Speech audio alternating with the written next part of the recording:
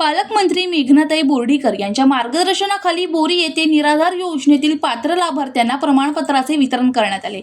या उपक्रमामुळे गरजू नागरिकांना शासकीय योजनेचा लाभ मिळण्याचा मार्ग अधिक सुलभ झाला आहे।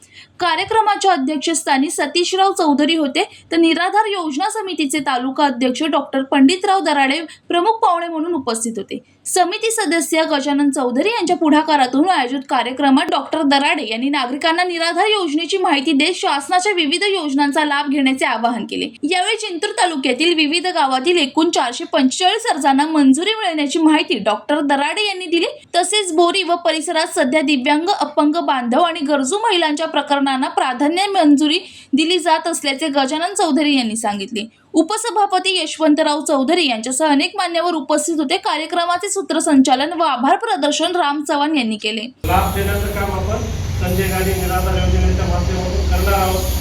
आपल्या भागामध्ये 4 माणसं आहेत, आपले गजानन चौधरी आहेत, सरपंच आहेत, रामेश्वर आहेत, संतोष भटार आहेत।